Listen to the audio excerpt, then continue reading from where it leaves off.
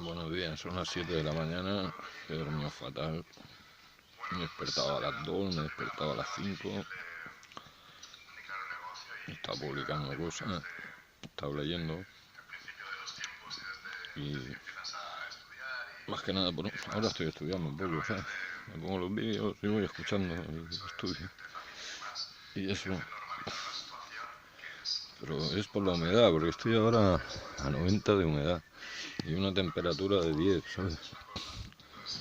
Mira, y con esto lo tendríamos que tener todos en casa, porque te dice la temperatura y la humedad.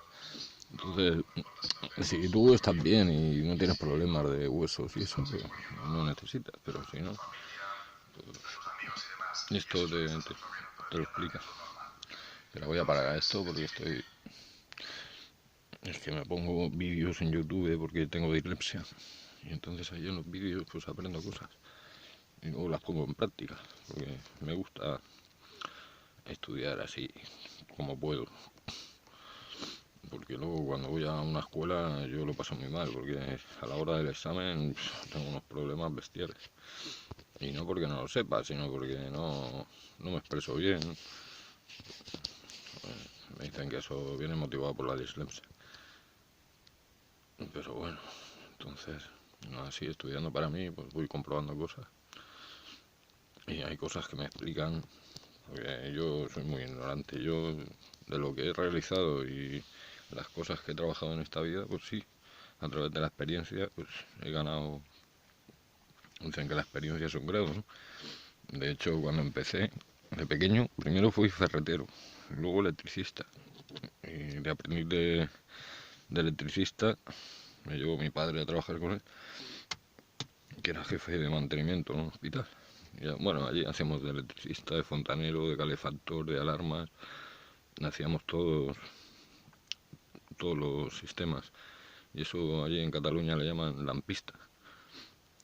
Incluso ya llegué con 21 años a tener mi propia empresa y estuve como 5 años con ella.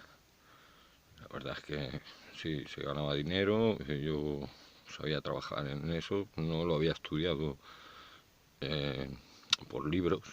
Por libros lo único que hice fue el curso de electricidad de la Marina, pero todo lo demás, cuando llegué a la Marina, eh, ya tenía experiencia con mi padre, que me había enseñado desde pequeño en la ferretería por un tema. Otro tema le gustaba restaurar casas, porque mi abuelo era albañil. Y entonces él compraba casas viejas, las restauraba y luego las vendía. Y era su hobby. Entonces ahí aprendí de albañilería y luego ya a los 14 años me apuntaron al instituto y en el instituto yo me dedicaba a hacer cuadros de estos de espejo y los vendía, o me iba a la cafetería que había al lado del instituto y me ponía ahí de camarero, porque yo en el instituto pues estaba ahí y me aburría mucho. Y no y luego el profesor ya nos lo decía, en el Menéndez Pía decía el cine y el teatro más barato y aprenden más. Dice esto de estudiar, pero no es porque no me gustara estudiar, sino porque se me hacían monótonas las clases. Entonces ya llegó un día que la profesora del instituto llamó a mi padre, le dijo, oiga, que su hijo ha faltado no sé cuántas veces y esto no puede ser porque no tiene interés por estudiar este hombre. Es muy inteligente, pero no. Claro, ellos en aquella época no sabían lo que era la dislexia. Yo igual te hacía un examen y te sacaba un 10 y luego en el siguiente te sacaba un 1. Y entonces decían que era porque yo era un vago. Y bueno, eso. Entonces mi padre me dijo, pues mira, te vienes conmigo y a estudiar. Y me metió a trabajar por las mañanas con él y luego por las tardes a las 6 hasta las 9 de la noche a hacer FP de mecánica. Y entonces allí un día me quedé dormido en clase y el profesor llamó a mi padre y le dijo, mire, su hijo o estudia o trabaja, pero no puede irse a las 6 de la mañana a trabajar y luego a las 6 de la tarde venir aquí porque se me queda dormido en clase y no es plan. Y nada, no sé si hice 2 trimestres de mecánica, pero mecánica no de coche, sino mecánica de coger un trozo de hierro, limarlo, hacerle un tornillo. Y hicimos varias prácticas, en las prácticas me lo pasaba muy bien, pero ya cuando estábamos en clase pues estaba cansado y me dormía. Y bueno, y luego ya pues dejé de estudiar y me puse a trabajar.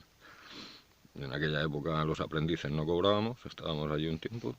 Estuve desde los 14 o 15, no 14 me parece que tenía, hasta los 18 que me fui a la Marina de aprendiz. Entonces ahí no cobraba nada, no teníamos sueldo. Y luego cuando volví de la Marina me volvieron a contratar y ya estuve hasta los, no sé, hasta los 20, 21 que monté yo la empresa, y hasta los 27 por ahí, o 28, no me acuerdo muy bien de las fechas, que ya cerré la empresa y me dediqué a otras cosas. Me puse mensajero, hice un curso de tiro con arco, porque me apunté a tiro con arco, iba ganando todos los premios, tenía la casa llena de copas y de medallas, y me lo pasaba muy bien con el tiro con arco, me desestresaba, iba a la montaña y era un deporte que me gustaba, pero no por cazar, sino porque vas a la montaña, caminas, hacíamos circuitos de bosque en Barcelona, y al principio un desastre, o sea, los primeros días fue la hostia. Gasté más dinero en flechas que si me hubiera pagado un curso.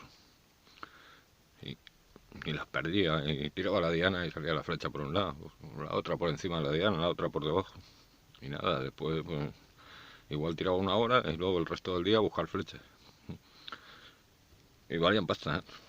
El primer arco me costó en aquella época 18.000 pesetas. Y cada flecha pues valía como 1.200 pesetas, una cosa así. Y claro, te comprabas 10 flechas, eran 12.000 pesetas. Y con 10 flechas tenía yo para 5 minutos. El primer día que me inscribo en la federación, me apunto en un club y voy el domingo a tirar al arco porque para empezar y me voy para allá, llego y hay un campeonato y me dicen, hoy no puedes tirar si no te apuntas al campeonato. Y digo, joder, pero si es que no he tirado en mi vida. Digo, venga, pues me apunto. Y habían 21 dianas. En la segunda diana, no, en la tercera ya no tenía flechas. Llevaba 10 flechas y desaparecieron. Ya me quedé sin tirar. Y dije, bueno, pues esto es lo que hay, habrá que aprender. Y ya el resto pues iba yo en el grupo y mirando lo que hacían los otros. Y bueno, pues luego ya a ratos perdidos que tenía 3 semanas me iba ya al club y empezaba a practicar. Y no me daba cuenta, pero aquello me iba muy bien para el estrés. Primero porque es un bosque, luego era en la zona alta de Barcelona. Y allí había mucho natural, el bosque, árboles, naturaleza. Segundo, porque entre que tiraba la flecha y luego la buscaba, estaba un rato allí en la naturaleza y estaba bastante. Y luego ya en los circuitos. Luego empecé a hacer competiciones. Yo aprendí por mí mismo. Había un chico que era maestro que me decía, pero a ver, vente que yo te lo explico y te explico cosas. Y yo le decía, no, yo quiero aprender por mí mismo. Y nada, me lié con eso. En el 92 estuve en Barcelona, en televisión catalana, vino allí al campo de tiro a hacernos una prueba. La federación con la televisión nos grabaron cuando lo de las Olimpiadas. Y no encendimos nada nosotros. Nosotros tirábamos con un ángulo y teníamos que tirar una diana, pero que desde donde tirábamos no la veíamos. Y allí estuvimos tirando, vino el rebollo este de Madrid. Y en realidad la que quedó primera fue una chica. Una chica que lo hizo muy bien y dejó las 2 flechas clavadas en el centro. Después quedó otro señor y después quedó el rebollo. Pero luego a la hora de elegir, pues eligieron a rebollo, primero porque era menos válido. No, bueno, primero porque había estado en Seúl o en Corea, no me acuerdo muy bien. Y había quedado con una medalla de oro. Entonces la experiencia es un grado. Segundo porque era menos válido y querían dar también una visión de que el tiro con arco también lo puede practicar una persona con minusvalía. Y aparte que te ayuda a ejercitar la mente, desestresarte, así como tipo zen, ¿sabes? Y doy fe de ello, porque yo en esa época, pues la verdad es que me fue muy bien. Y bueno, luego ya me fui a la federación, hice un curso de monitor y luego me puse a dar clases en Montjuic. Y allí estuve un tiempo dando clases. Y nos lo pasábamos pipas los alumnos y yo. Y yo me lo pasaba porque nos reíamos mucho. Y si te ríes, aprendes más. Y luego ya me ofrecieron un trabajo que no pude negarme y, y dejé el tiro con arco. Y ya me puse otra vez a otros trabajos. Pero bueno, fue una época muy bonita, conocí a grandes personas. Todavía conservo amistades, porque normalmente la persona que es deportista no está por otras cosas, ¿sabes? Entonces, no estás criticando a la gente, ni estás en otras historias, porque tú estás a lo que te gusta, ya sea un futbolista, un tenista, un nadador. Entonces, luego cuando acabas el ejercicio te gusta, pues, informarte sobre el deporte que practicas, pues, y te juntas con personas que habláis del tema, pues, y claro, trabajas en 3 semanas, el fin de semana te vas a Francia, te vas a París, te vas a no sé dónde, pues tampoco tienes mucho tiempo para estar haciendo muchas tonterías, ¿no? Y luego, eso ya lo aprendí en mi juventud cuando hacía karate. Pues, yo lo hice por necesidad, porque no me quedaba otra. Porque vivíamos en un barrio que, para pasar de nuestro barrio a otro barrio, había por en medio un barrio conflictivo en el cual con 10 años me levantaban a peso y me decían, dame todo lo que lleves. Entonces a los 12 años le dije a mi padre, mira, la natación está muy bien, pero apúntame a taekwondo, que me pueda defender, porque a mí me vienen chavales de 15 o 16 años, me levantan en peso y yo no puedo hacer nada. Entonces primero practiqué atletismo, luego natación, luego taekwondo y ya por último karate. Y en karate estuve hasta los 20 y pico años. Entonces todo ese deporte, aparte de que el cuerpo lo agradece, ¿no?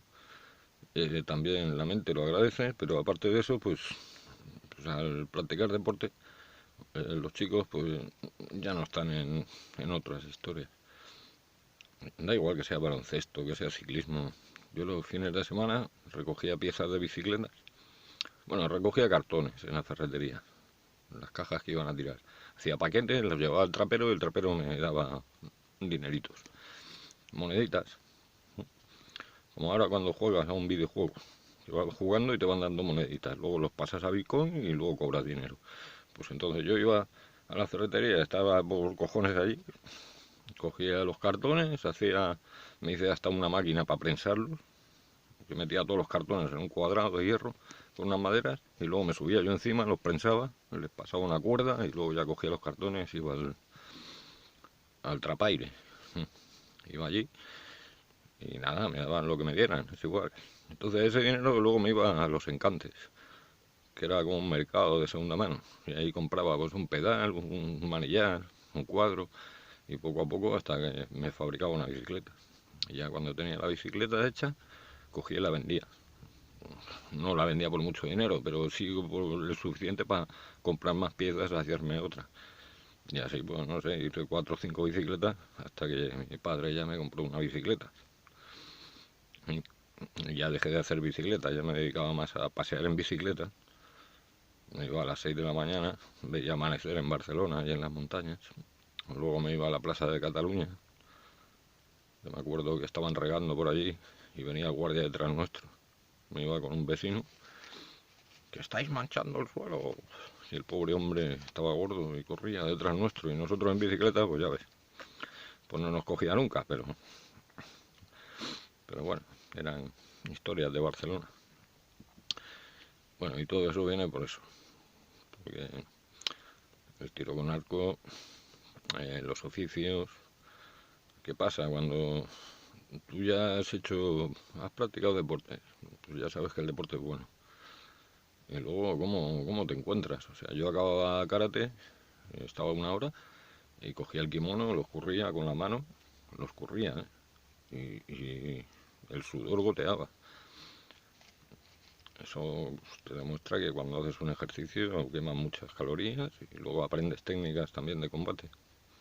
Yo no lo hacía para combatir, ni para pegar a nadie, sino para defenderme. Para defenderme porque venían con navajas, venían con buchacos y en mi barrio te defendías o me llevé un par de navajazos. Uno lo tengo aquí en el brazo. Me intentaron quitar, tengo la cicatriz, el navajazo no. Me intentaron quitar la cazadora porque era la moda. Me defendí y el señor con la navaja, al pararle el navajazo, pues me pinchó. Y me rompió la cazadora. Me hizo un corte ahí que luego tuvimos que remendarla. Sí, pero bueno. Y todo esto viene a eso. Entonces, luego cuando ya eres oficial, porque llevas tiempo con la experiencia, pasas a maestro. Cuando era antiguamente en oficios. Tú trabajabas 12 años, entonces a los 12 años, en el mismo oficio, te convertías en maestro. Ya no eras oficial. Primero estaba el oficial, luego el oficial de primera y luego el maestro. Y por encima estaba el ingeniero, el que había estudiado, que ese no aparecía por la obra. Ese estaba en su despacho y de vez en cuando venía y te decía, pues, muy bien, te lo firmo esto y dame dinerito. Y te firmaba las cosas. Hombre, después sí, que venían los inspectores, que eso era otro tema. Yo me acuerdo de estar haciendo obras, poner todos los cables y todo aquello, de electricista, de fontanero. Luego venía el inspector, nos íbamos al bar, tomábamos un café, le dábamos un sobrecito. Aparte, el hombre firmaba los boletines que se llamaban en aquella época, que luego mi padre se tuvo que sacar los títulos de agua, de gas, de luz, todos, para poder seguir en su puesto de jefe de mantenimiento. Hizo una reforma de un hospital entero, porque se incendió el hospital. Él entró allí de mantenimiento y al cabo de unos años el hospital se incendió. Y entonces tuvo que hacer toda la instalación nueva, porque habían puesto unos cables muy finitos, los que se ponían antiguamente, aquellos negros de algodón, pero que cada vez metían más electricidad de consumo y los cables llegaban un momento que, y los cuadros, eran unos cuadros antiguos, hasta que llegó un día que estábamos durmiendo y nos llaman a casa que ven corriendo para acá que se ha quemado esto. Y ya ves a mi padre corriendo para el hospital, poniendo el generador en marcha, porque en aquella época no había automático, y luego puenteando zonas para que los enfermos, los quirófanos, y ya por fin hicieron una reforma que el hombre llevó todo adelante. Y bueno, pues bien. Y yo nada, yo tuve la empresa de electricidad hasta que llegó un punto en que dije, pero a ver, yo todo esto lo estoy haciendo para que mi padre sea feliz, pero es que yo no soy feliz. O sea, yo lo hago, yo gano dinero, yo tengo una vida normal. A ver, vivía en Barcelona, tenía un sueldo normal, no era multimillonario ni era pobre. Teníamos para comer, para pagar un alquiler, para comprar un coche. Y bueno, me defendía e iba haciendo. Pero en realidad por dentro yo decía, ves, es que esto no es lo mío, esto no. Y por eso buscaba lo del tiro con arco como eh, para quitarme un poco la presión, ¿no? Del estrés y para estar en contacto con la naturaleza y practicar algo. Pero no es que lo buscara, es que me lo encontré por casualidad. Un día fui a tomar una cerveza con un vecino y allí conocí a Antonio, el cristalero. Y el cristalero pues me dijo, pues vente, pruébalo. Y luego que estás ahí en el campo y te olvidas de todo, hombre. Y ahora como te relajas y estás muy bien. Y la verdad es que sí. Y lo hice así. Y me lo pasé muy bien. Estuve en Madrid, estuve en Marbella, estuve en París, en Aix-en-Provence, en muchos campeonatos. En muchos gané medallas y copas que luego me daba vergüenza subir a cogerlos. Yo tirar y ganarme, sí, me lo pasaba muy bien. Pero luego subir arriba al podio a coger, pues allí me ponía colorado y se reían muchas veces a costa de mi ruborización, porque me daba vergüenza, porque decían, pero bueno, pues somos todos iguales, lo que pasa es que hoy he tenido yo más certeza que los demás y ya está. Y bueno, fue una etapa de mi vida. Y luego, pues en el sentido profesional, pues de electricista llegué a esto, a tener la empresa propia, ¿no? Y por el tiempo trabajado, pues oficial de primera.